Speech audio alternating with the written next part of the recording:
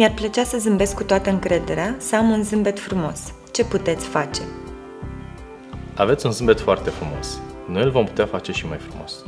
În cazul dumneavoastră am observat o inegalitate a incisivilor centrali față de cei laterali, plus o ușoară culoare gălbuie a dinților.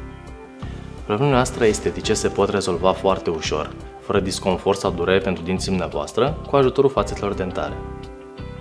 Fațetele dentare sunt cea mai bună soluție estetică și le putem garanta peste 10 ani. Haideți să vedem câteva exemple.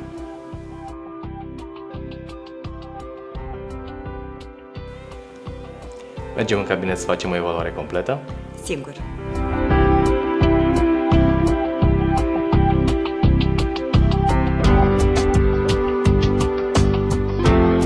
Înainte de orice tratament de estetică dentară, trebuie să ne asigurăm că dinții sunt perfect sănătoși. În cazul de față, radiografia indică o sănătate dentară bună.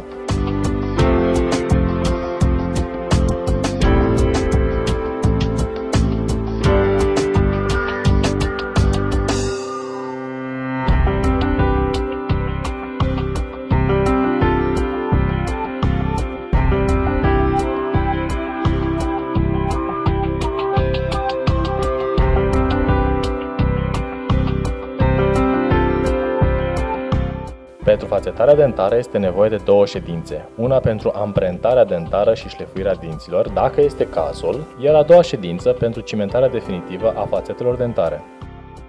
În cazul de față, nu a fost nevoie de prepararea dinților, intervenția fiind non-invazivă.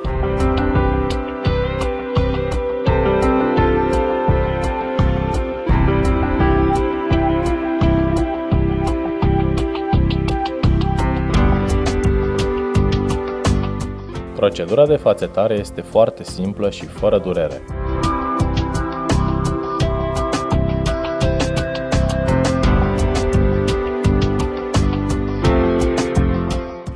Sunt foarte încântată acum de zâmbetul meu. Fațetele dentare sunt o soluție extraordinară. Procedura a fost simplă și rapidă, nu am simțit nici durere, nici disconfort. Iar domnul dr. Stratulat mi-a explicat de la început cum îmi pot corecta defectele dentare prin fațetare. Recomand cu încredere clinica și echipa Dental One.